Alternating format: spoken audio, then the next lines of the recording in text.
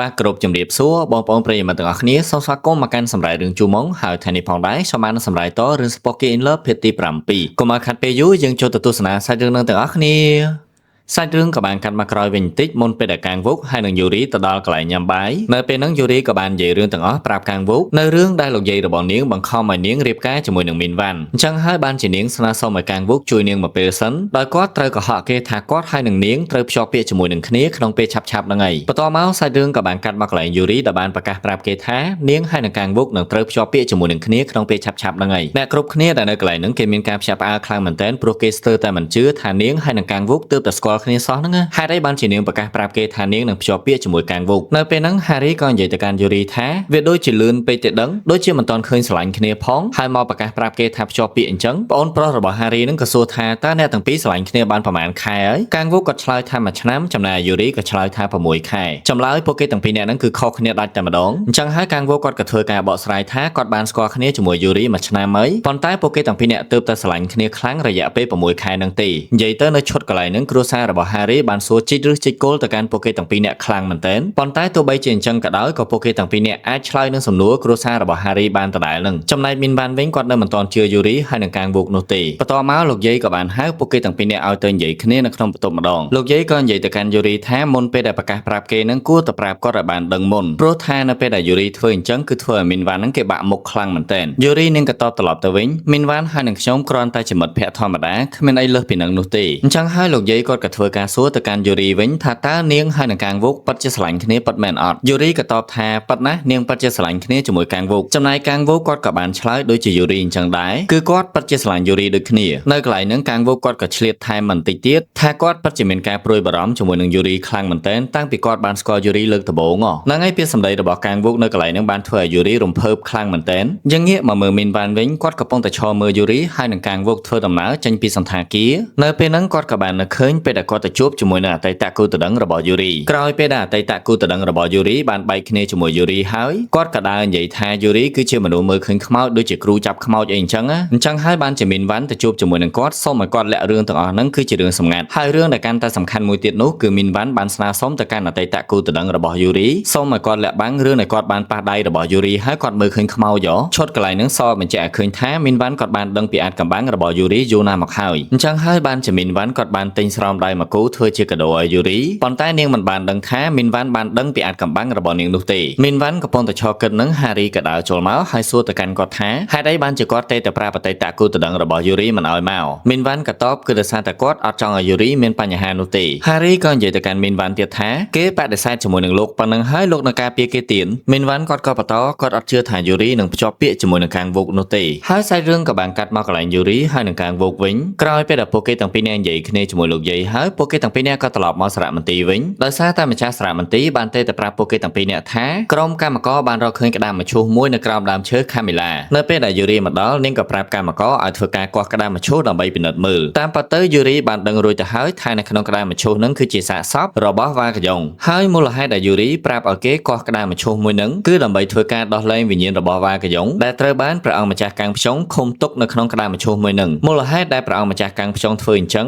គឺដោយសារតែគាត់គិតថាបើទោះបីជាវ៉ាកយ៉ុងខ្លាចទៅជាខ្មោចហើយក៏ដោយក៏គាត់មិនឲ្យនាងទៅជួបជាមួយដូវ៉ាន់ដែរអញ្ចឹងហើយបានជាព្រះអង្គម្ចាស់កាំងភ្ជុងបានយកយ័ន្តមួយទៅបិទនៅលើដើមទ្រូងរបស់នាងដើម្បីធ្វើការហាមឃាត់វិញ្ញាណរបស់នាងកុំឲ្យចេញពីក្តាមមឈូសនឹងបានក្រោយពេលកម្មករធ្វើការកោះក្តាមមឈូសហើយវិញ្ញាណរបស់វ៉ាកយ៉ុងក៏ត្រូវបានដោះលែងដូចគ្នាចំណែកដូវ៉ាន់ដែលគាត់បានរងចាំវិញ្ញាណរបស់វ៉ាកយ៉ុងអស់រយៈពេល300ឆ្នាំឥឡូវហ្នឹងគាត់បានជួបជាមួយនាងសារជាថ្មីម្ដងទៀតហើយបន្ទាប់មកវិញ្ញាណរបស់ពួកគេទាំងពីរនាក់ហ្នឹងក៏ធ្វើការអរគុណទៅកាន់យូរីហើយក៏លាយបាត់ចេញពីកន្លែងហ្នឹងតែម្ដងទៅហ្នឹងហើយរឿងដែលយូរីត្រូវធ្វើបន្ទាប់គឺត្រូវដោះស្រាយរឿងសាកសពហើយនឹងក្តាមមឈូសរបស់វ៉ាកយ៉ុងជាមួយនឹងម្ចាស់សារមន្ទីរវិញម្ដងជាធម្មតាម្ចាស់សារមន្ទីរនៅពេលដែលរកឃើញវត្ថុបុរាណអញ្ចឹងគឺគាត់សប្បាយចិត្តខ្លាំងមែនទែនព្រោះថាពេលដែលគាត់ដាក់តាំងទៅនឹងមានភ្ញៀវចូលមើលហើយគាត់ទទួលបានថវិកាអីអញ្ចឹងណានៅពេលហ្នឹងយូរីក៏និយាយថាការពិតនៅតែជាការពិតទោះបីជាអស់រយៈពេល300ឆ្នាំហើយក៏ដោយក៏ទង្វើអាក្រក់របស់ព្រះអង្គម្ចាស់កាំងភ្ជុងនៅតែលាតត្រដាងដដែលហ្នឹងស្រាប់តែពេលហ្នឹងម្ចាស់សារមន្ទីរក៏និយាយទៅកាន់យូរីវិញថាមិនចាំបាច់ឲ្យគេដឹងអំពីរឿងកាលពី ពីអតីតកាលទេចាំគាត់យកសាកសពរបស់វ៉ាកយ៉ុងទៅកប់នៅកន្លែងភ្នោរបស់ព្រះអង្គម្ចាស់កាំងខ្យងទៅគឺវាចប់រឿងបាត់ទៅហើយហេតុអីបានជាម្ចាស់សារមន្ទីរនឹងចង់លាក់បាំងអំពើអាក្រក់របស់ព្រះអង្គម្ចាស់កាំងខ្យងធ្វើអីគឺដោយសារតែគាត់នឹងជាខ្សែស្រឡាយរបស់ព្រះអង្គម្ចាស់កាំងខ្យងប៉ុន្តែក៏ត្រូវបានយូរីបដិសេធហើយប្រាប់ឲ្យម្ចាស់សារមន្ទីរនឹងត្រូវទៅលាតត្រដាងការពិតបើមិនអញ្ចឹងទេនាងនឹងប្រកាសប្រាប់គេដោយខ្លួនឯងយូរីក៏បន្តទៀតសបុតដែលវ៉ាកយ៉ុងបានសរសេរនឹងមិនមែនសរសេរឲ្យព្រះអង្គម្ចាស់កាំងខ្យងទេវា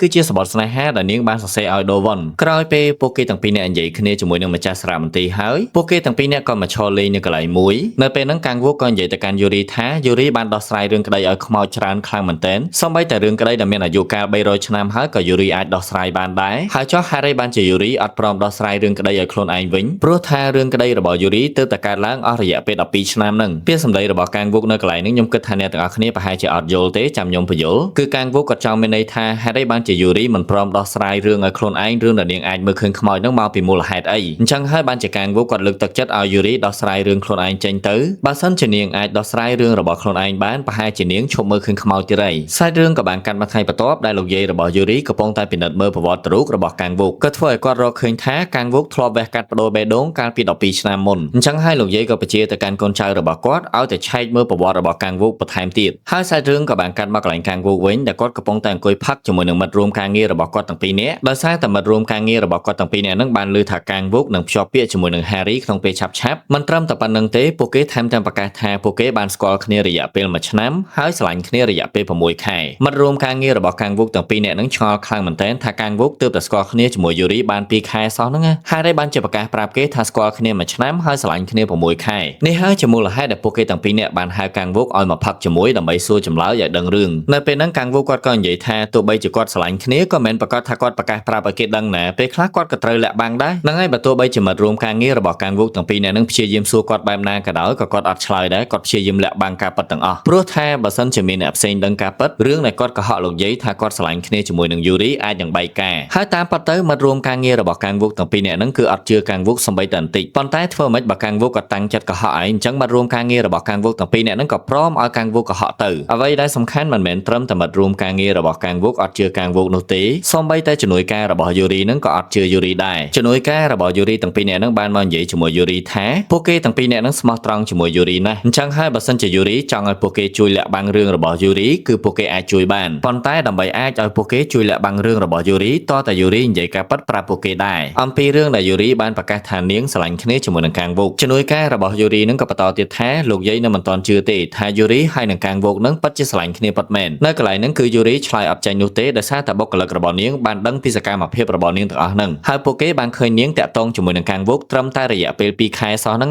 ប៉ុន្តែនាងបែរជាប្រកាសប្រាប់គេថានាងបានស្គាល់គ្នាជាមួយនឹងកាំងវូរយៈពេល1ឆ្នាំហើយគេមិនជឿយូរីកំពុងតែពិបាកនៅក្នុងការឆ្លើយជាមួយនឹងជំនួយការរបស់នាងទាំងពីរនាក់ភ្លាមនឹងទូរស័ព្ទរបស់នាងក៏រលឡើងហើយលេខដែលទេមកហ្នឹងគឺជាលេខរបស់កាំងវូអញ្ចឹងហើយយូរីក៏បញ្ញាលើកលេខទូរស័ព្ទនឹងនិយាយដើម្បីធ្វើការកិច្ចវេះហើយនាងក៏និយាយថាអូនទៅឲ្យបងសម្លាញ់ប៉ុន្តែអ្នកដែលយកទូរស័ព្ទទេមកយូរីមិនមែនជាកាំងវូនោះទេគឺជាមិត្តរួមការងាររបស់កាំងវូគ្រាន់តែយូរីបានដឹងថាអ្នកដែលទេមកមិនមែនជាកាំងវូក៏ធ្វើឲ្យនាងស្រឡាញ់កាំងខ្លាំងមែនទែនភីលដុងក៏និយាយទៅកាន់យូរីគាត់ទេទៅនាងគឺដើម្បីឲ្យនាងមកយកកាំងវូដោយសារតែកាំងវូគាត់បានផឹកស្វឹងស្លាប់បាត់ហើយហ្នឹងហើយក្រោយពេលដែលនិយាយគ្នាជាមួយភីលដុងហើយយូរីក៏បញ្ញាចេញឡានទៅយកកាំងវូតែម្ដងនៅពេលដែលចូលមកដល់ខាងក្នុងភីលដុងក៏និយាយថានេះបងសម្លាញ់របស់នាងស្លាប់បាត់ហើយបន្ទាប់មកយូរីក៏បានបើកឡានជូនកាំងវូត្រឡប់មកផ្ទះវិញចំណែកកាំងវូគាត់នៅមិនទាន់ភ្ញាក់ដឹងខ្លួនទេកំពុងតែស្លាប់នៅឡើយក៏ធ្វើឲ្យពួកគេមិនអាចចូលទៅក្នុងបានទេព្រោះថាលបងបានជាប់សោបាត់ហើយអញ្ចឹងហើយយូរីក៏សម្រេចចិត្តផ្លោះលបងចូលទៅខាងក្នុងតែម្ដងដើម្បីធ្វើការបើកសោពីខាងក្នុងទៅវិញហើយនៅពេលដែលនាងលោតចូលទៅនាងក៏បានជួបជាមួយលោកយាយរបស់កាំងវូកំពុងតែនៅក្នុងផ្ទះយូរីក៏និយាយទៅកាន់គាត់ថាបើសិនជាគាត់ចង់ឲ្យនាងជួយទៅរកនាងនៅផ្ទះទៅហេតុអីបានជាយូរីនិយាយអញ្ចឹងដោយសារតែនាងគិតថាលោកយាយនឹងគឺជាវិញ្ញាណខ្មោចតតែលោកយាយរបស់កាំងវូនឹងសួរទៅកាន់យូរីវិញថាតើយូរីគឺជាពីណាគេហើយចូលមកកន្លែងនឹងដើម្បីអីសំណួររបស់លោកយាយនឹងក៏ធ្វើឲ្យយូរីភ្ញាក់ខ្លួនព្រឹបហើយក៏ធ្វើឲ្យនាងបានដឹងថាតាមពិតទៅគាត់មិនមែនជាខ្មោចនោះទ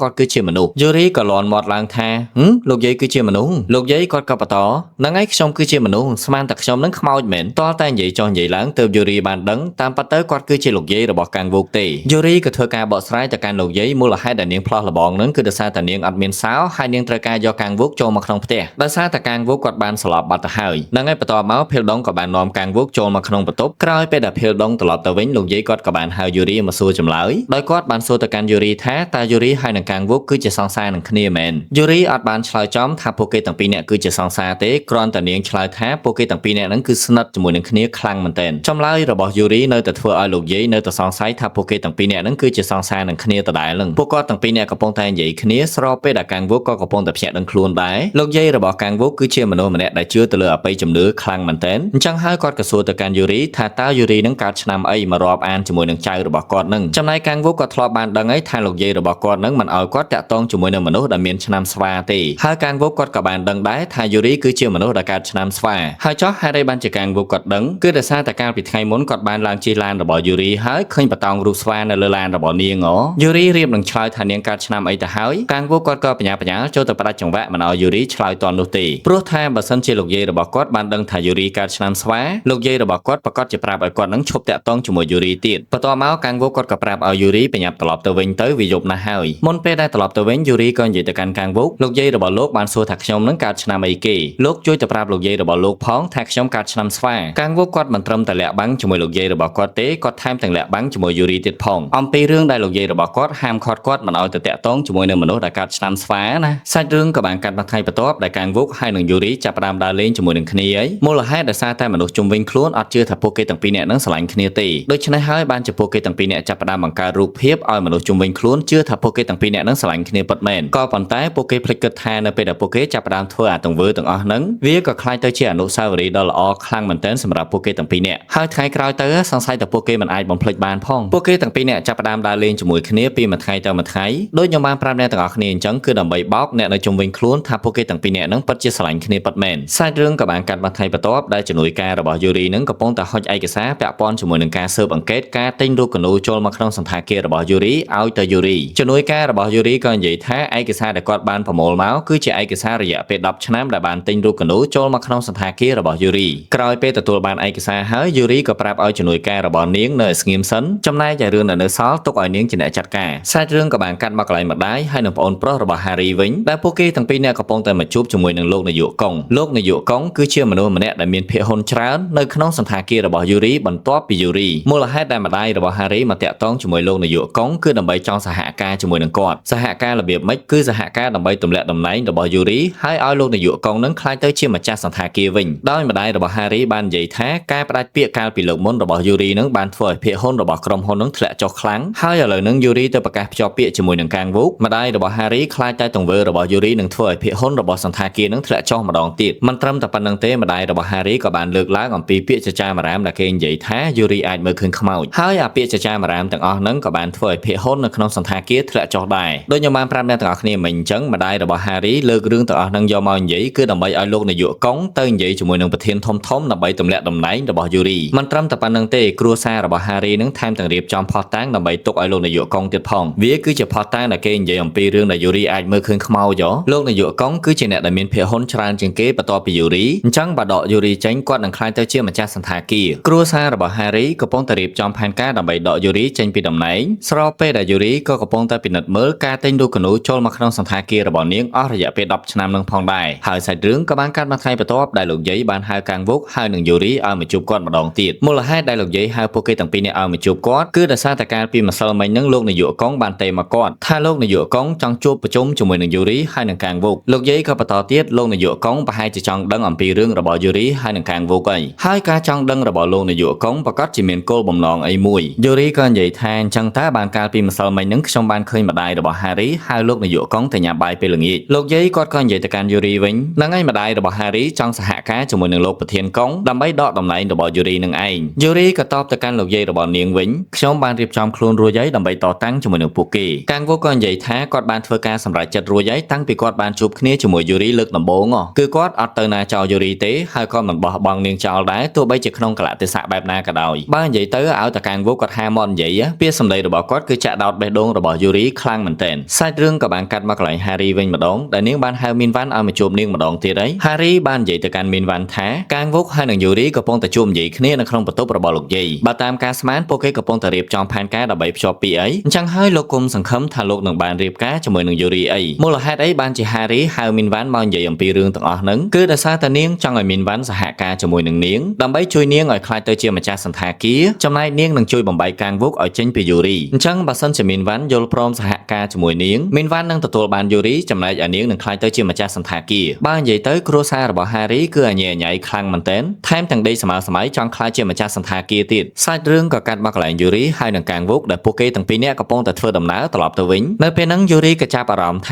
រុក្ខជាតិនៅក្នុងសន្តាគាររបស់នាងគឺវាប្លែកខ្លាំងមែនទែន Yuri គ្រាន់តែមានអារម្មណ៍ថាចម្លែកប៉ុន្តែនាងមិនបានប្រាប់កាងវុកនោះទេពួកគេទាំងពីរនាក់កំពុងតែឈររងចាំចដើរយន្តស្រាប់តែ Harry ហើយនឹង Minvan ក៏ដើរចូលមកដែរ Harry ក៏និយាយថាគូស្នេហ៍មួយគូនេះហេតុអីបានជាឈរឆ្ងាយគ្នាម្ល៉េះ Harry ក៏បន្តទៀតតើកាងវុកគឺជាគូតដឹងរបស់នាងឬមួយក៏ជាបុគ្គលិករបស់នាងហេតុអីបានជាចាត់ទុកគេដូចជាបុគ្គលិករបស់នាងឲ្យគេឈរនៅឆ្ងាយអញ្ចឹង Yuri ក៏តបទៅវិញសន្តាគារគឺជាកន្លែងធ្វើការរបស់នាងអញ្ចឹងហើយនាងចង់ធ្វើមិនក៏បានដែរស្អីតែចិត្តរបស់នាងក្រោយពេលដែលនិយាយគ្នាហើយ Minvan គាត់ក៏ត្រឡប់មកកន្លែងធ្វើការរបស់គាត់វិញនៅពេលដែលគាត់បើកទូរស័ព្ទទៅគាត់ក៏បានឃើញរូបរបស់ Yuri ហើយនឹងកាងវុកដើរលេងជាមួយនឹងគ្នាហើយចុះហេតុអីបានជា Minvan គាត់មានរូបរបស់ពួកគេទាំងពីរនាក់គឺដោយសារតែគាត់បានឲ្យមនុស្សតាមដានពួកគេទាំងពីរនាក់បន្ទាប់មក Minvan គាត់ក៏បាននឹកឃើញរឿងកាលពី12ឆ្នាំមុននៅពេលនោះដៃរបស់គាត់ម្ខាងមានកាន់រូបរបស់ Yuri ហើយនឹងដៃរបស់គាត់ម្ខាងទៀតមានកាន់អញ្ជៀនដែលសបញ្ជាក់ឲ្យឃើញថា Minvan គាត់បានស្រឡាញ់ Yuri តាំងពី12ឆ្នាំមុនមកម្ល៉េះហើយចុះហេតុអីបានជា Minvan គាត់មិនសារភាពប្រាប់ Yuri តាំងពីពេលហ្នឹងមកគឺដោយសារតែកាលពី12ឆ្នាំមុនមានវត្តមានរបស់ជីវ៉ាន់នៅពេលហ្នឹងជីវ៉ាន់គាត់បានយកអញ្ជៀនពីរវងមកសួរ Minvan ថាតើអញ្ជៀនពីរវងហ្នឹងស្អាតដែរអត់ដោយជីវ៉ាន់គាត់បានប្រាប់ Minvan ថាអញ្ជៀនពីរវងហ្នឹងគឺគាត់ធ្វើសម្រាប់ Yuri ហើយនឹងគា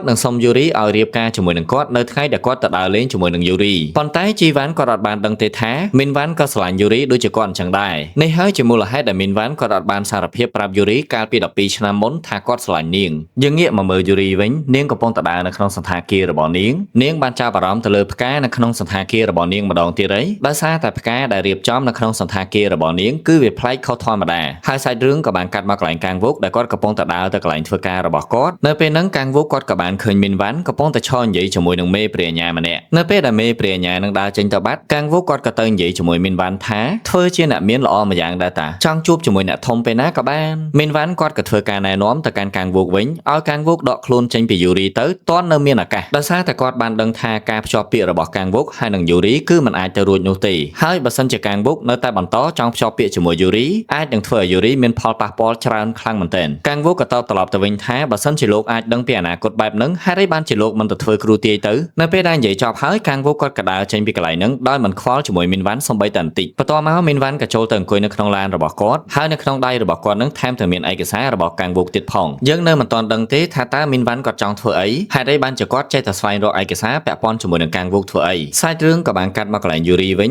ញនាងកំពុងតែឆ្ងល់ជាមួយនឹងផ្កានៅក្នុងសន្តាគាររបស់នាងខ្លាំងមែនទែនអញ្ចឹងហើយនាងក៏ធ្វើការសួរទៅកាន់ជំនួយការរបស់នាងតើផ្កាទាំងអស់ហ្នឹង CEO ជាអ្នករៀបចំមែនអត់ជំនួយការរបស់ Yuri ក៏តបថាត្រឹមត្រូវហើយគឺ CEO ជាអ្នករៀបចំផ្កាទាំងអស់ហ្នឹង Yuri ក៏និយាយទៅកាន់ជំនួយការរបស់នាងទៀតការរៀបចំផ្កាទាំងអស់ហ្នឹងមិនមែនជាស្នាដៃរបស់ CEO ទេសាច់រឿងក៏បានកាត់មក3សប្តាហ៍មុននៅពេលនោះ Yuri បានហៅ CEO ឲ្យមកជួបនាងហើយ CEO ហ្នឹងគឺជាអ្នករៀបចំផ្កាឲ្យសន្តាគាររបស់ Yuri អញ្ចឹងហើយ Yuri តែងតែមានទំនាក់ទំនងជាមួយនឹងគាត់រាល់ពេលដែលនាងត្រូវការផ្កាដាក់នៅក្នុងសន្តាគាររបស់នាងនៅពេលហ្នឹង CEO ក៏និយាយទៅកាន់ Yuri ថាគាត់ត្រូវទៅដើរលេងមួយរយៈពេលខ្លីសិនប៉ុន្តែមុនពេលដែលគាត់ចាក់ចេញទៅគាត់នឹងរៀបចំផ្កាមួយចំនួនទុកឲ្យសន្តាគាររបស់ Yuri បន្ទាប់មក Yuri ក៏បានដើរពិនិត្យផ្កាហើយនឹងរុក្ខជាតិដែលស្តុកទុកនៅក្នុងសន្តាគាររបស់នាងមូលហេតុអីបានជា Yuri ចាប់អារម្មណ៍ទៅលើរឿងទាំងអស់ហ្នឹងគឺដោយសារតែការរៀបចំផ្កាហើយនឹងរុក្ខជាតិនៅក្នុងសន្តាគាររបស់នាងវាប្លែកខុសពីទឹកដៃរបស់ CEO ខ្លាំងមែនទែនអញ្ចឹងហើយ Yuri ក៏បានធ្វើការតាក់ទងទៅកាន់ CEO ដើម្បីសួរនាំថាហេតុអីបានជាទឹកដៃរបស់គាត់ផ្លាស់ប្ដូរអញ្ចឹងណាប៉ុន្តែគ្រាន់តែ CEO លើកទូរស័ព្ទហើយ Yuri មិនទាន់ទាំងបានសួរផងស្រាប់តែនាងបានឃើញវិញ្ញាណរបស់ CEO កំពុងតែឈរនៅពីមុខនាងបើសិនជា CEO បានស្លាប់បាត់ទៅហើយវិញ្ញាណរបស់គាត់កំពុងតែឈរនៅពីមុខ Yuri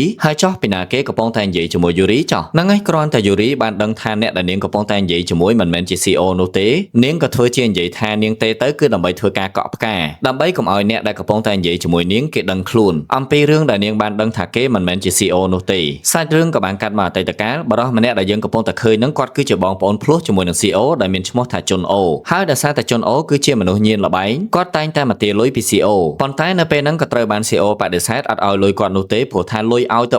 ៅបាត់រហូតអញ្ចឹងដោយសារតែរឿងទាំងអស់ហ្នឹងបានធ្វើឲ្យពួកគេទាំងពីរនាក់ហ្នឹងមានការឆ្លោះគ្នាខ្លាំងមែនទែនក៏ធ្វើឲ្យជុនអូគាត់ជ្រុលដៃសម្រាប់ CEO នៅកន្លែងហ្នឹងភ្លាមៗតែម្ដងទៅក្រោយពេលដែលជុនអូជ្រុលដៃសម្រាប់ CEO ហើយគាត់ក៏បន្លំខ្លួនធ្វើជា CEO តាំងពីពេលហ្នឹងមកតែម្ដងទៅព្រោះថាបើសិនជាគាត់អត់បន្លំខ្លួនធ្វើជា CEO ទេគេប្រកាសជាដឹងថាគាត់គឺជាឃាតករសម្រាប់ CEO សាច់រឿងក៏បានកាត់មកកន្លែងកាងវុកវិញដែលគាត់កំពុងតែពិនិត្យមើលឯកសារពាក់ព័ន្ធជាមួយនឹងការលងទឹករបស់ Yuri កាលពី12ឆ្នាំមុនគឺកាងវុកគាត់ចង់ដឹងថាតើការធ្លាក់ចូលទឹករបស់ Yuri ហ្នឹងមកពីមូលហេតុអី ហើយមូលហេតុអីបានជាយូរីអាចមើលឃើញខ្មោចសាច់រឿងក៏បានកាត់មកកន្លែងយូរីវិញដែលនាងកំពុងតែធ្វើដំណើរទៅតាមរកសាកសពរបស់ CEO យូរីបើកឡានទៅបដាតែទូរស័ព្ទទៅកាំងវុកបដាប៉ុន្តែកាំងវុកអត់លើកលេខទូរស័ព្ទរបស់នាងនោះទេអញ្ចឹងហើយយូរីក៏បានផ្ញើសារជាសម្លេងទៅប្រាប់កាំងវុកថានាងកំពុងតែចេញប្រតិបត្តិការទៅតាមរកសាកសពទៀតហើយបានមួយផ្លែតក្រោយមកយូរីក៏បានធ្វើដំណើរមកដល់ផ្ទះចំណាស់មួយប៉ុន្តែយូរីអត់បានចាប់អារម្មណ៍ទេថាមានឡានមួយកំពុងតែបើកមកតាមពីក្រោយនាងហើយអ្នកដែលបើកឡានតាមមកពីក្រោយយូរីក៏បានយកទូរស័ព្ទថតសកម្មភាពរបស់យូរីផងដែរហ្នឹងហើយអ្នកដែលកំពុងតែធ្វើទង្វើថោកទាបបែបហ្នឹងមានពីណាទៀតមានតែ Harry ហ្នឹងហើយគឺ Harry កំពុងតែត្រូវការផុសតាងដើម្បីដកយូរីចេញពីម្ចាស់សន្តាគារ